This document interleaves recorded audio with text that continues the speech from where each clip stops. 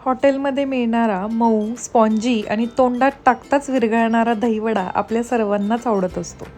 पण असाच दहीवडा जर आपल्याला घरी बनवता आला तर थंडगार दहीवडा, त्यावर पुदिना, चिंच गुळाची चटणी. वा, किती छान वाटतंय ना कल्पना करूनच.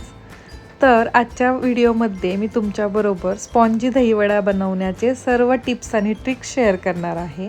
तसेच चिंच गुळाची चटणी आणि पुदिनाची चटणीची सुद्धा रेसिपी सांगणार आहे. चला तर मग आता आपण व्हिडिओला सुरुवात करू. तर सर्वात आधी इथे मी पावशर उडीद डाळ घेतली आहे आणि ही डाळ आपण 2 ते 3 वेळा स्वच्छ पाण्याने धुवून घेणार आहोत. नंतरनं आपण त्यामध्ये डाळ बुडून वरती अर्धा बोट इतकं पाणी घालून हे 5 ते 6 तास ही डाळ अशीच भिजत ठेवणार आहोत. डाळ आपण रात्रभर जरी भिजत ठेवली तरी सुद्धा चालेल. आता आपण चिंच गुळाची चटणी बनवण्यासाठी इथे मी चिंच आणि 5 ते 6 खजूर भिजत घालणार आहे. आपल्याला थोडं पाणी घालून हे 1.5 ते 2 तास छान भिजून द्यायचं आहे.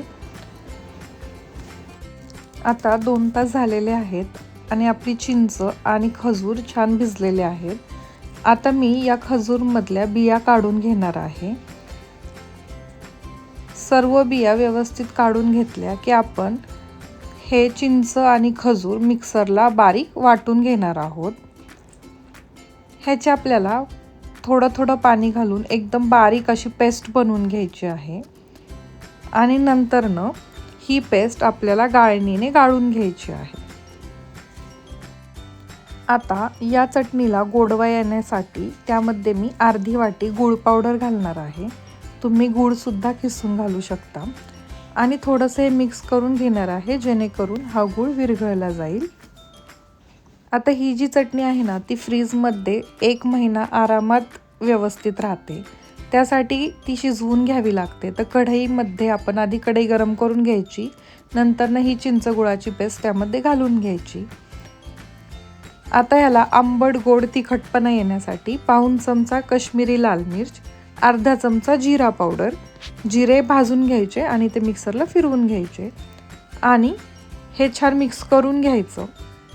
नंतरनं त्यामध्ये चवीनुसार मीठ घालून घ्यायचं. आता आपण या मिश्रणाला एक उकळी येऊन देणार आहोत. आता इथे या मिश्रणाला उकळी आलेली आहे, पण आपण ही थोडीशी आटवून घेऊ, त्यामुळे ती घट्टसर बनते. साधारण एक 7 ते 8 मिनिट मीडियम फ्लेमवरती आपण ही उकळून देणार आहोत. आता आपली ही जी चटणी आहे ती थोडीशी हे मिश्रण घट्ट व्हायला लागलेलं आहे.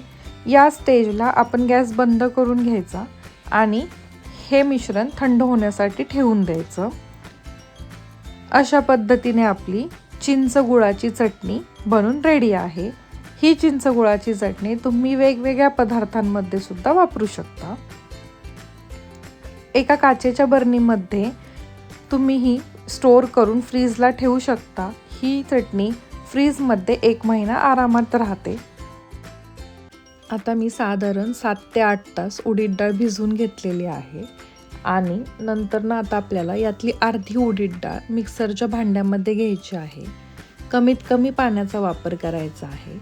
त्यामध्ये पाऊण इंच आलं मी बारीक तुकडे करून घेतले होते, ते तुकडे घालून घ्यायचे आणि 2 हिरव्या मिरच्या यामध्ये घालायच्या, त्यामुळे आपल्या वड्यांना छान टेस्ट येते. आता आपण हे कमीत कमी पाण्याचा वापर करून मिक्सरला फिरवून घेणार आहोत. आपल्याला याची अगदी बारीक अशी पेस्ट न करता रवाळ टेक्स्चरची ओबडधोबड अशी याची पेस्ट करायची आहे. तुम्ही पाहू शकता याप्रमाणे आपल्याला हे बॅटर बनवायचं आहे. इझिली आपले वडे पडतील इथपर्यंतच हे बॅटर घट्ट बनवायचं आहे. खूप पातळ बॅटर करायचं नाही. आता आपलं हे बॅटर एका आपण भांड्यामध्ये काढून घेणार आहोत. त्यानंतरनं आपल्याला एकाच दिशेने हे व्यवस्थित असं फेटून घ्यायचं आहे. आपल्याला हे पीठ आपण जितकं हलकं करू तेवढं ते वडे स्पॉन्जी होतं.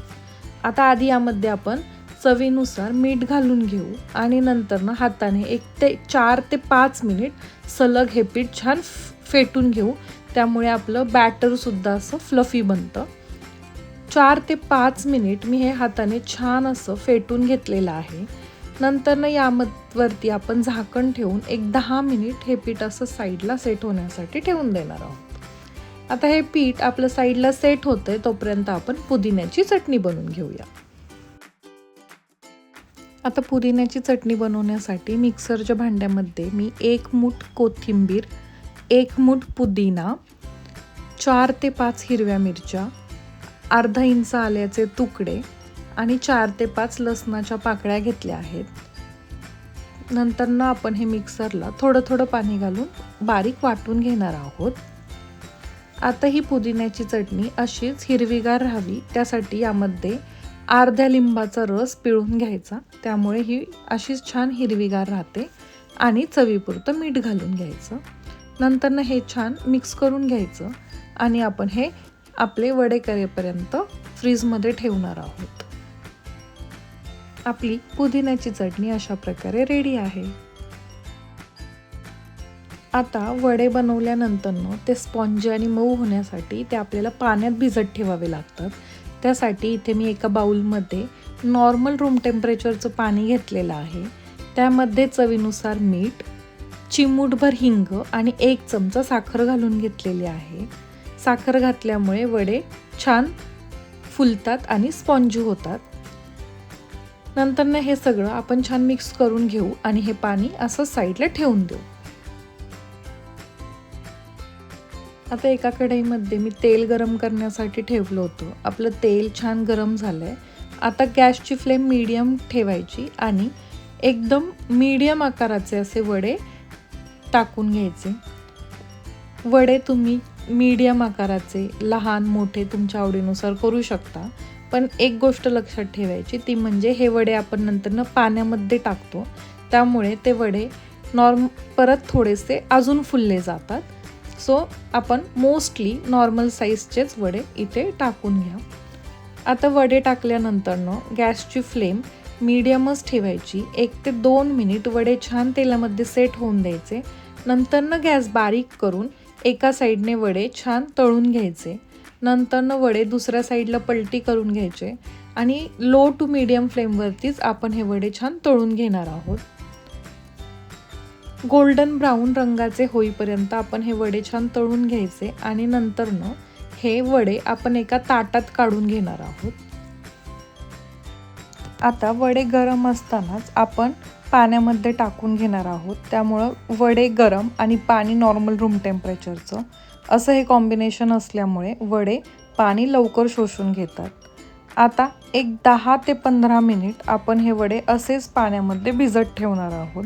त्यामुळे वडे स्पॉन्जी बनतात. हे वडे पाण्यामध्ये भिजत आहेत तोपर्यंत आपण आपलं दही बनवून घेऊ. आता त्यासाठी एका मिक्सरच्या भांड्यामध्ये मी साधारण अर्धा लिटर दही घेतलेलं आहे. दह्यामध्ये आपण पाव वाटी साखर घालून घेणार आहोत. आता काही लोकांना दही वडे हे आंबट दही असलेले आवडतात आणि काहींना थोडेसे आंबट गोड दह्याचे आवडतात, तर मी आंबट गोड दह्याचे दही वडे प्रिफर करते. आता मिक्सरला झाकण लावून फक्त एकदा मिक्सर आपण चालू करणार आणि लगेच बंद करणार, म्हणजे ऑन अँड ऑफ करून घ्यायचं आहे. खूप जास्त फिरवायचं नाही, नाहीतर दह्याचं पाणी होतं. साधारण या कन्सिस्टन्सीचं दही आपण करून घ्यायचं आहे.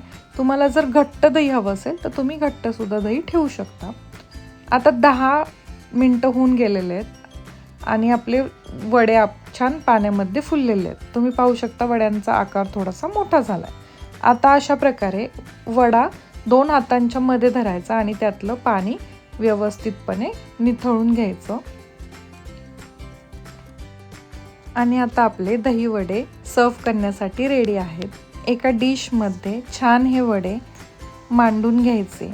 त्यावरती आपलं दही टाकून घ्यायचं.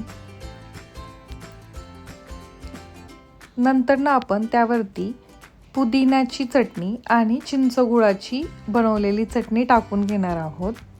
थोडंसं चाट मसाला आणि काश्मीरी लाल मिर्च भुरभुरायचं आणि थोडंसं चवीनुसार मीठ भुरभुरून घ्यायचं आणि रेडी आहेत आपले वडे सर्व करण्यासाठी.